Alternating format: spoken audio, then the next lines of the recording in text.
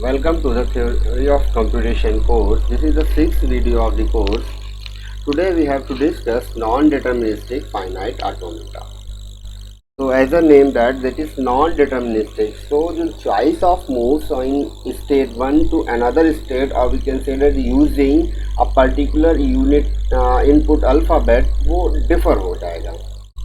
So कैसे होगा? तो DFA में क्या होता था? तो let us quick review of the DFA. DFA में क्या था कि हमारे पास अगर input alphabet A comma B है, दो इनपुट अल्फ़ाबेट हैं, तो एक स्टेट मान लीजिए ए है और एक स्टेट हमारे पास बी है और एक स्टेट हमारे पास सी है. तो हम क्या करते थे कि एक इनपुट का यूज़ करके हम दूसरी स्टेट में मूव करते थे और दूसरी इनपुट का यूज़ करके हम इस स्टेट में मान लीजिए बी से मूव कर गए. तो दिस इज़ DFA नॉर्मली.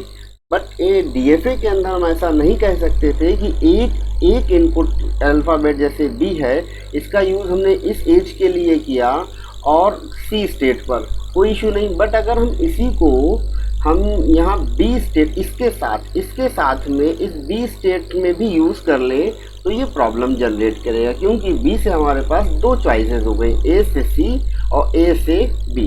तो this is the biggest difference between NFA and DFA. तो अनदर देखते हैं.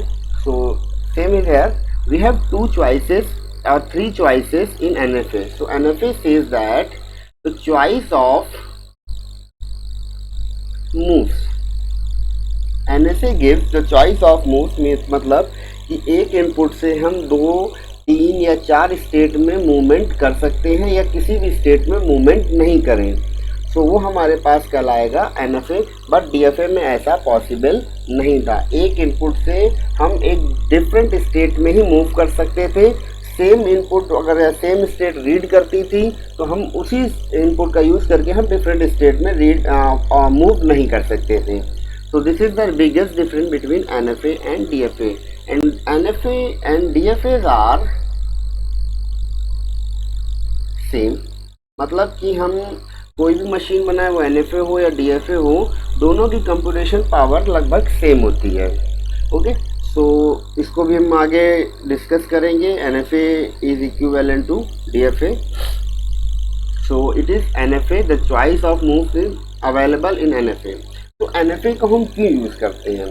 सो एक एग्जांपल लेते हैं NFA यूज़ करने का, कि अगर हमारे पास एक मशीन बनानी है या DFA बनाना है, वो हमारे पास क्या हो, सेकंड सिंबल हो मान लीजिए from right hand side.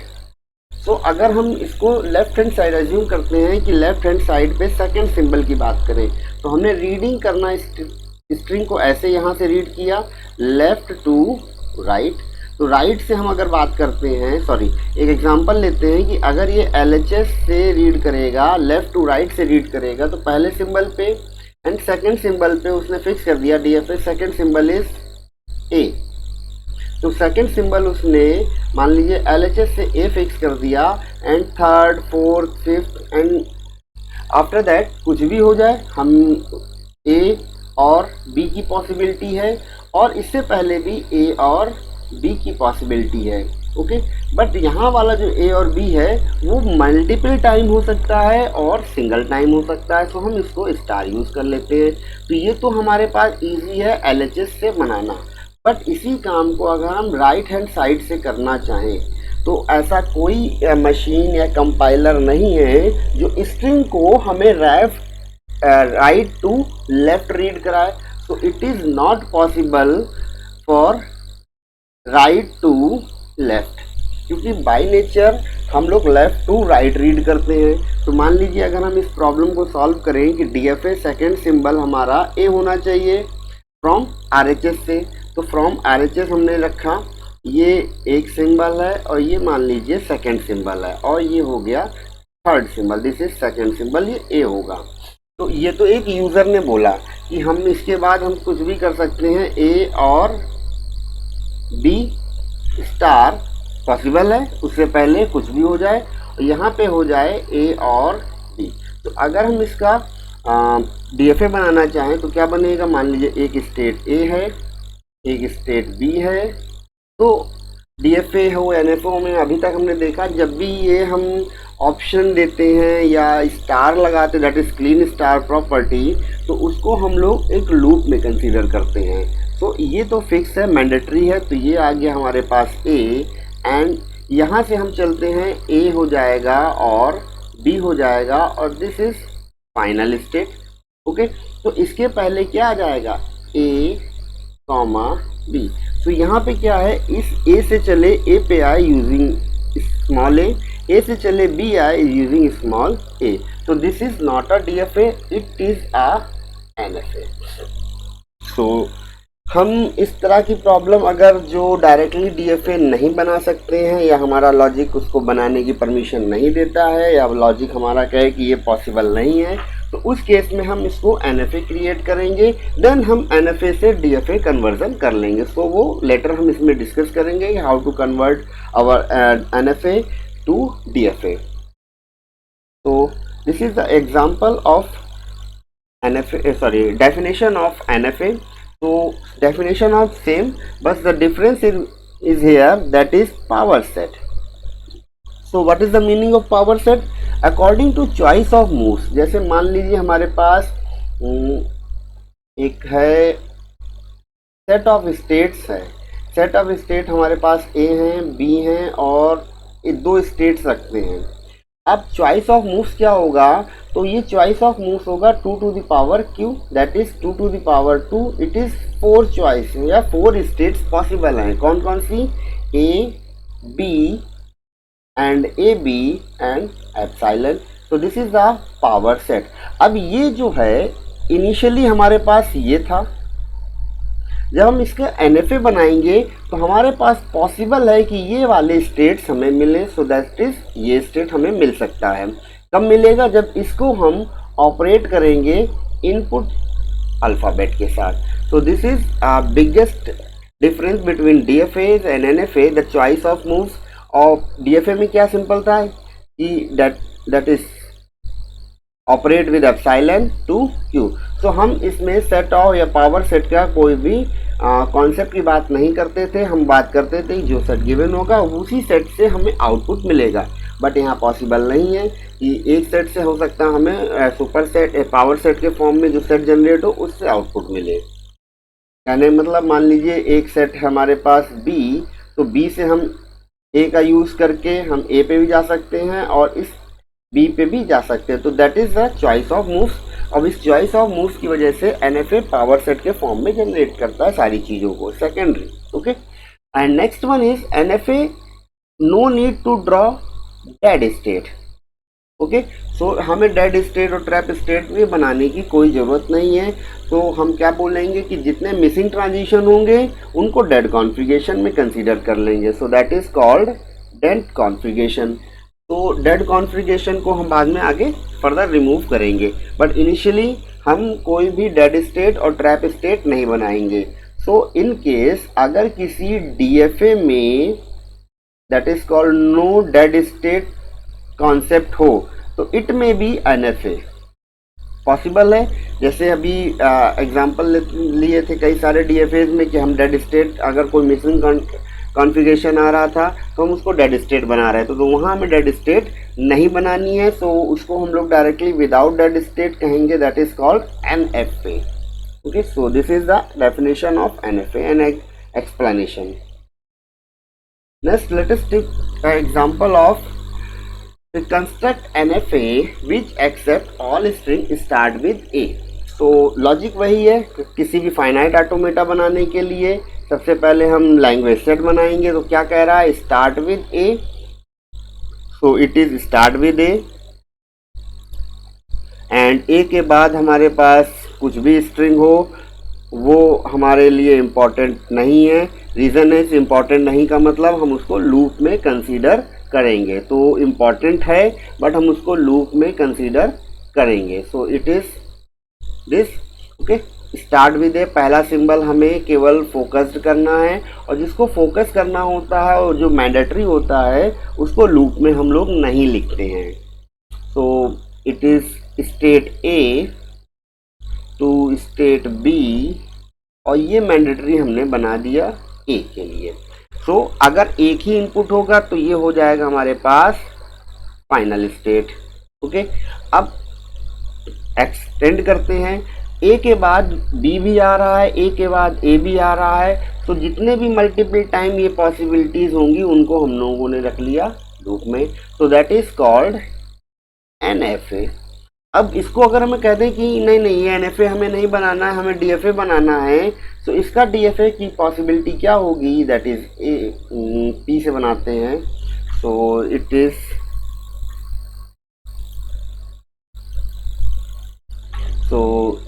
state P and state Q, so this is a mandatory A and it is A comma B।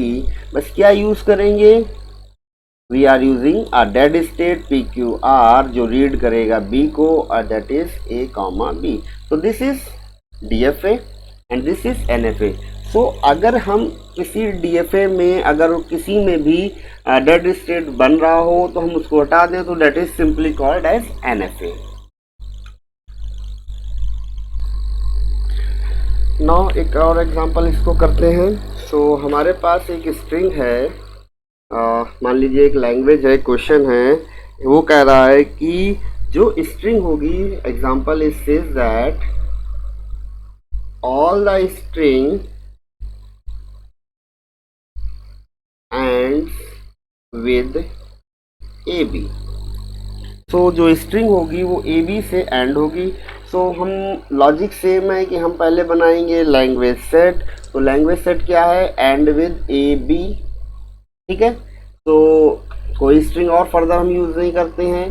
तो AB एंड किया, उसके पहले A की पॉसिबिलिटी है, फिर AB से एंड किया, उसके पहले B की पॉसिबिलिटी है, फिर AB लिखा, ऑलरेडी फिक्स था, तो इससे पहले दो प्लेसेस होंगे, 3 लेंथ के लिए बनाया, 2 प्लेसेस में मान लीजिए 2 टाइम A आ जाएगा, फिर AB पॉसिबिलिटी है, 2 टाइम B पॉसिबल है।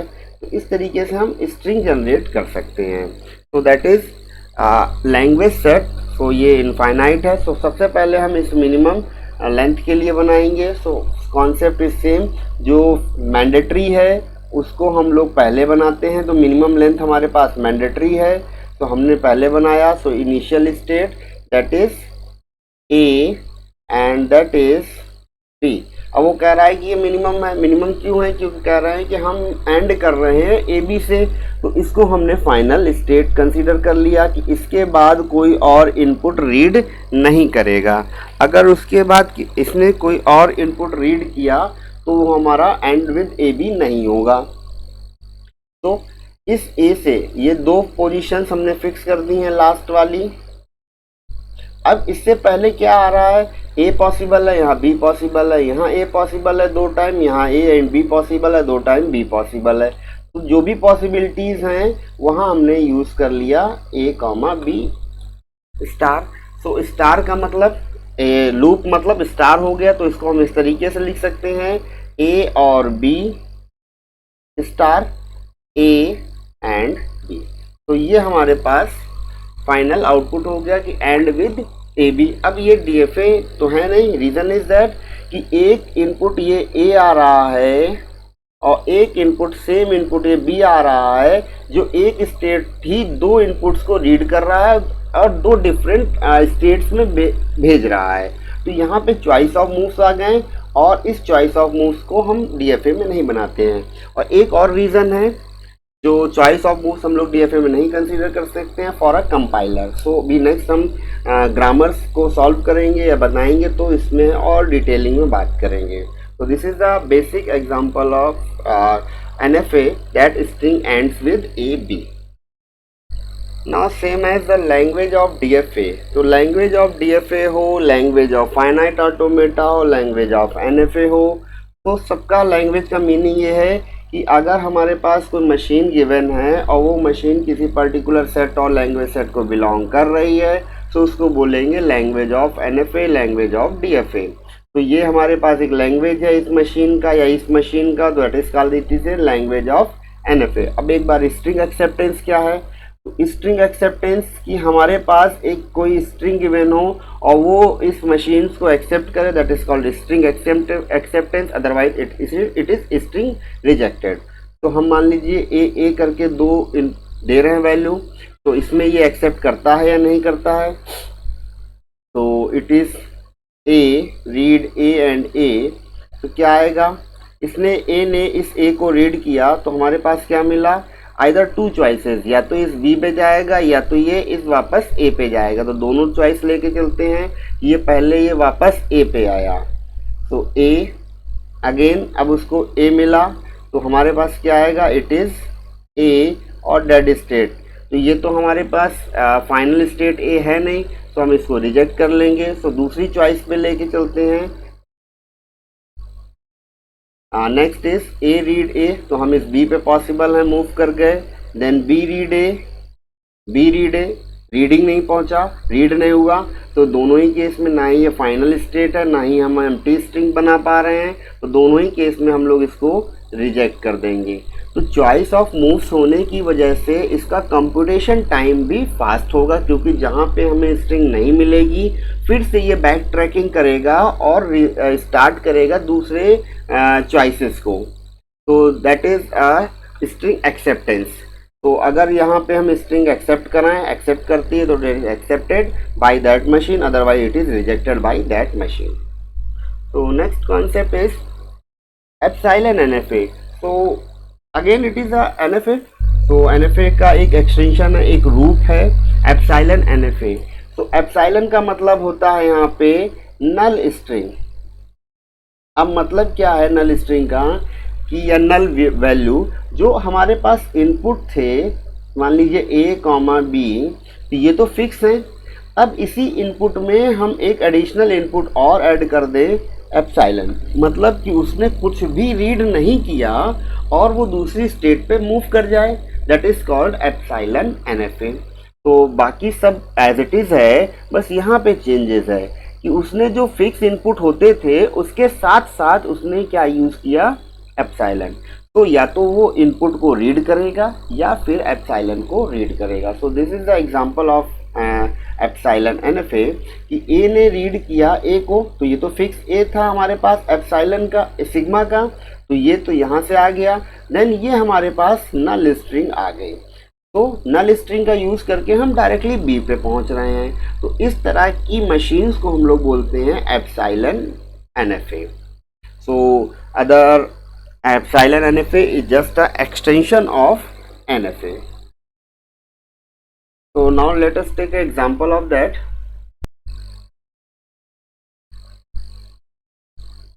Now let us take example, let us say कि हमारे पास एक लैंग्वेज है L जो क्या कर रहा है, a to the power n such that n is greater than 0 union कर रहा है दूसरी लैंग्वेज के साथ। So L1 कर रहा है union with L2। So it could be DFA, NFA और फाइनाइट ऑटोमेटा, कुछ भी हो सकता है। तो यूनियन ऑपरेशन फाइनाइट ऑटोमेटा पे होता है, दैट इज NFA पे होगा, और एप्सिलॉन NFA पे भी पॉसिबल है और DFA पे भी पॉसिबल है। तो यहाँ पे एक लैंग्वेज, दो डिफरेंट लैंग्वेजेस यूज हो रही हैं। तो पहली है हमारे पास a to the power n such that n is greater than 0।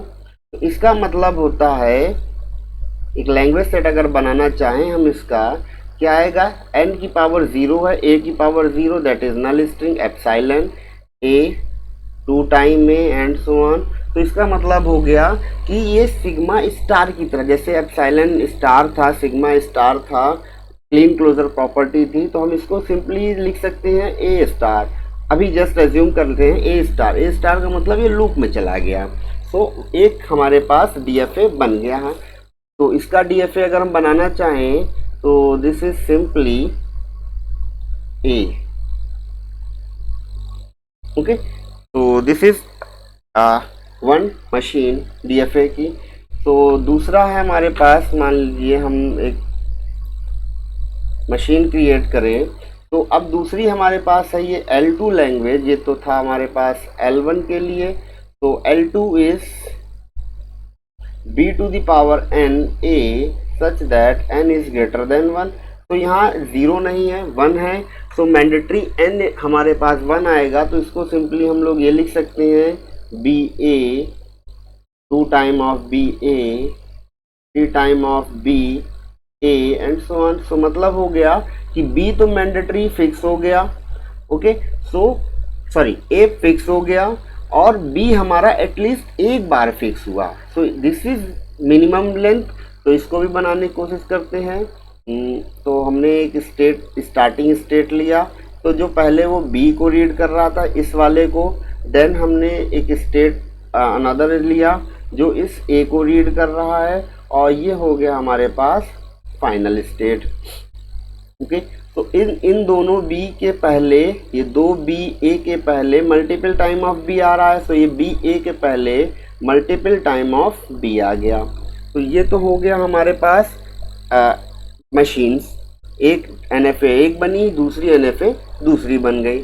अब इन दोनों को हमें यूनियन करना है, तो यूनियन करने के लिए एक अनदर स्टेट लेते हैं और हम इसको कंबाइन करने की कोशिश करते हैं, ओके। तो मल्टीपल ऑप्शन से कर सकते हो, बट बेटर क्या है कि अगर इसमें एक स्टेट में ए से ही रीड हो रहा है और ये बी से जा रहा है, अगर हम ये बोले ऐसे, मान लीजिए हमने बोला, जैसे इसको हम एक बना लेते हैं कि अगर एक स्टेट ए है, पहले वाली स्टेट की लेते हैं, तो it is B, that is B B and A and it is final, ये हो गया हमारे पास सी।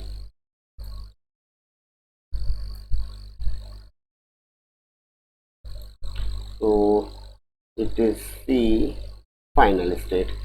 अगर हमने रखा ये है हमारे पास एक अनदर स्टेट और इसमें लगाया लूप हमने ए, अगर हम ये बोल दें कि इसको हम एप्सिलॉन्स के साथ ऐड ऑन कर दें, कोई फ़र्क नहीं पड़ेगा। एक ही मशीन में अगर उसे कुछ नहीं मिला तो कुछ नहीं मिला इनिशियली, तो इस डायरेक्शन में वो मूव करेगा, क्योंकि यहाँ मैंडेटरी है एटलीस्ट एक लेंथ मिलनी चाहिए उसको, मिनिमम लेंथ यहाँ मिलनी चाहिए। और यहाँ क्या मैंडेटरी, मिनिमम लेंथ की बात है नहीं, तो एप्सिलॉन पे भी वो वर्क कर रहा है। तो अगर उसको एप्सिलॉन नहीं, मतलब कोई स्ट्रिंग नहीं मिलती है, ए और बी में से कुछ भी नहीं मिलता है, तो वो इस वाले डायरेक्शन में मूव करेगा और इसको एक्सेप्ट करेगा।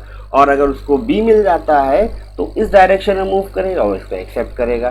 तो this is the example of epsilon NFA, कि हम एप्सिलॉन NFA को कैसे क्रिएट करें। मैंडेटरी था यहाँ पे बनाना, तो हम बना सकते थे। अब आप चाहो तो इसका DFA भी बना सकते हो। तो DFA भी कैसे होगा कि a first condition union with second condition, तो इस वाली स्टेट को हम क्या कर सकते हैं, तो एक लॉजिकली यहाँ पे बात करें DFA बनाने के लिए, तो एक अनदर हम सिंबल कलर्स का यूज़ कर ले रहे हैं फॉर कन्वेंशन, कि हमें अगर DFA बनाना होता, तो ये है हमारे पास DFA इसी प्रॉब्लम का। तो DFA क्या होगा यहाँ पे कि एक स्टेट A थी, ये है B और ये है C, तो ये मैंडेटरी कंडीशन क्या थी BA, तो ये मैंडेटरी हो गया और इस पे लूप आ गया ऑप्शनल वाला। और इस पे क्या था कि ये भी लूप था, तो हम इसको यहाँ पे भी लूप कंसीडर कर लेते। तो ए आएगा मल्टीपल टाइम, तो इसी पे रन होता रहेगा, और इस वाली स्टेट को भी हम क्या बना लें, फाइनल, ओके। सो ये हमारा एक NFA तैयार हो गया विदाउट एप्सिलॉन। आप चाहो तो NFA से DFA कन्वर्जन कर सकते हो, वो फर्दर आगे डिस्कस करेंगे। तो थैंक यू।